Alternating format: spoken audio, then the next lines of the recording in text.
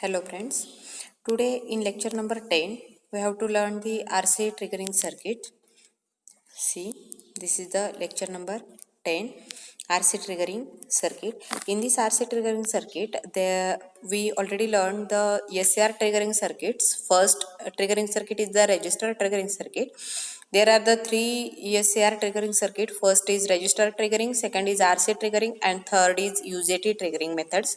Out of that, we in lecture number 9 we already learned the register triggering circuit, and in lecture number 10 we have to learn the RC triggering circuit and UJT triggering circuit. See, first is RC triggering circuit. There are two types of the RC triggering circuit. First is half wave RC triggering circuit and second is full wave RC triggering circuit. See one by one. First is half wave RC triggering circuit. In half wave RC triggering circuit, see the diagram. There will be AC supply pass through the load, and after that transistor is connected and gate terminal is connected through the diode. This is the circuit diagram. In this circuit diagram, one method is important.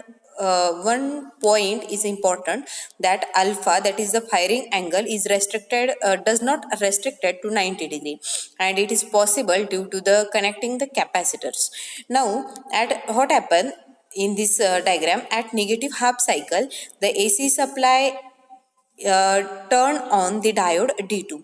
When its negative supply is connected to the cathode of the diode D2 and positive is connected through the capacitor to the diode D2, then diode D2 get forward biased and it will get turned on, or we can say that diode D2 is in forward biased.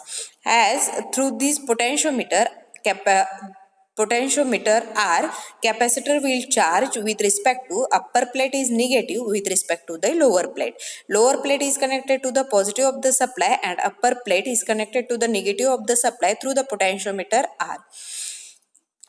In positive half cycle, what happen? In positive half cycle, positive terminal of the supply is connected to the D2, cathode of the D2, that is diode's cathode terminal of the diode. Due to this diode D2 get reverse biased.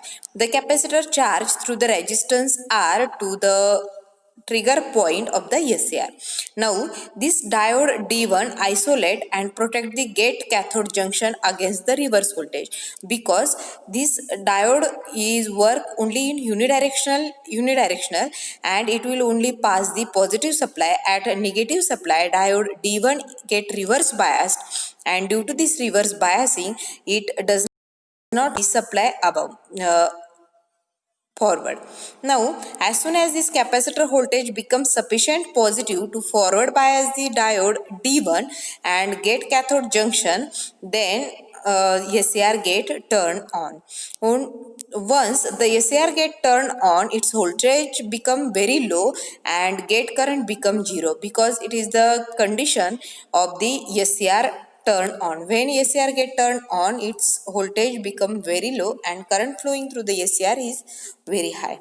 Now see, with the help of these waveforms are drawn here. First, AC supply is given having the amplitude Vm, and what happens when voltage across the capacitor means when your SCR get triggered or turned on, at that time your voltage becomes the voltage across the capacitor, it becomes the positive. And load voltage waveform is given here. Load voltage waveform means SCR get turned on at the firing angle alpha, and alpha to pi it will be turned on. Voltage across SCR means when SCR is in off state, voltage across this is initially when it is in off state up to alpha, 0 to alpha, it is the voltage across the SCR. This is the half wave RC triggering method. Now we have to learn the next method, that is the full wave RC triggering method. Now see the diagram for the full wave RC triggering. Full wave RC triggering, the bridge type of the full wave rectifier is used here. We can observe diode D1, diode D2, diode D3 and diode D4 form the bridge circuit, and load is given to the figure. V is the supply voltage, that is the AC supply voltage is given, and it is given to the bridge circuit. and output of the bridge is connected to the SCR and gate terminal is connected between the R and C. This is the circuit diagram of full wave rectifier. Now see here, by varying this value of the R as shown in figure, by varying this value of the R, we can adjust the alpha, that is we can adjust the firing angle alpha. Means turn on time is variable and it will depend on the potential value of the potentiometer denoted by R. Now this due to this is possible due to the capacitor C connected in this circuit diagram. Now in full wave rectifier or a full wave RC triggering method, D1 and D2 conduct for positive half cycle and D3 and D4 conduct for the negative half cycle. Here SCR will get turned on for positive as well as negative half cycle, and due to this the load voltage across the SCR, it is shown in figure in the waveform that it will work for positive as well as negative half cycle. Same figure for voltage across the capacitor. Capacitor will voltage for positive half cycle as well as for negative half cycle, and your voltage across the SCR for positive as well as negative half cycle, voltage will be present across the SCR because it will conduct for positive as well as negative half cycle. Now last one method is one most important method of triggering method of the SCR, that is the SCR triggering using UJT. UJT is nothing but unijunction transistor, and in previous lecture we already learned the UJT, its working principle, its construction diagram, advantages, disadvantages and applications also. One most important application of the UJT is used as a triggering device for the SCR. Now how it will be turned on the SCR? See in below figure, there will be the UJT used and input, that is emitter terminal is connected across the R and C to the UJT. VBB is the supply voltage given to the UJT base 1 terminal, and output of this UJT is connected to the gate of the SCR.